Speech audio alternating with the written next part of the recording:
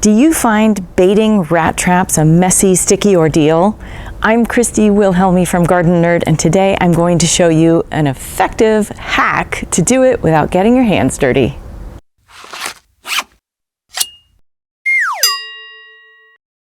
It has been a very active rodent season here at Gardenerd headquarters. I've done a video in the past on the most effective way to trap rats. Be sure to bookmark that, and then after you're finished watching this, go watch that. But the thing that I've come up with is this little hack I think you'll appreciate, that is how to bait the traps without getting your hands all sticky.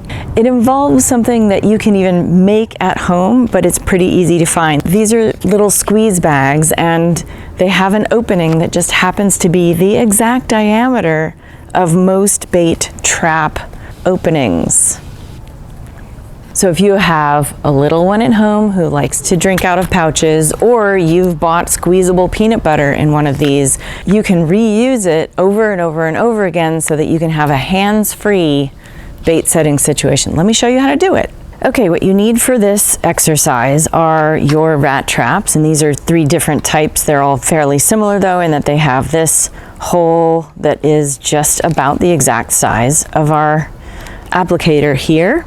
You also need some kind of a peanut butter or bait that is not poison, never poison, but it needs to have sugar in it. That's why we get the bad stuff. And a knife or some kind of a palette spatula. The first thing we do is take the baggie, and you'll see I have a clip on the end, and that comes off. So the first time you use something like this, you're going to take the bottom and slice it open. So now you have this accessible area here where you can fill over and over and over again with your bait. So you're gonna pop it open, cut the little bottom section open, and then grab a big wad of peanut butter and stick it in there. You do this until it's full, almost like two-thirds full, down at the base. And then we fold in the edges and put a chip clip on the end.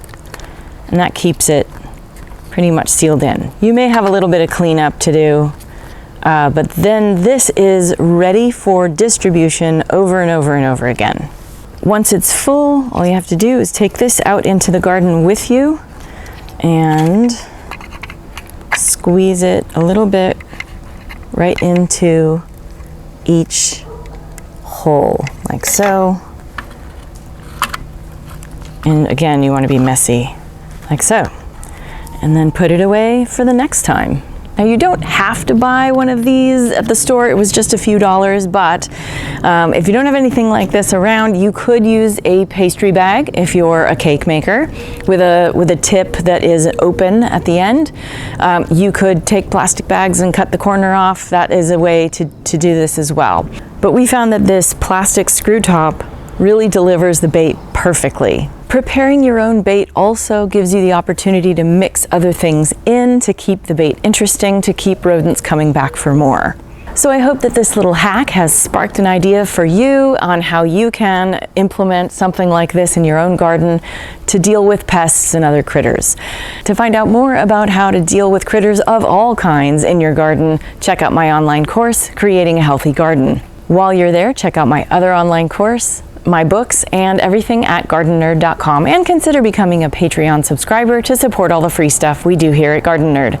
Patreon subscribers get access to behind-the-scenes goodies like monthly tours of Gardenerd headquarters and expedited answers to your burning gardening questions. Happy gardening.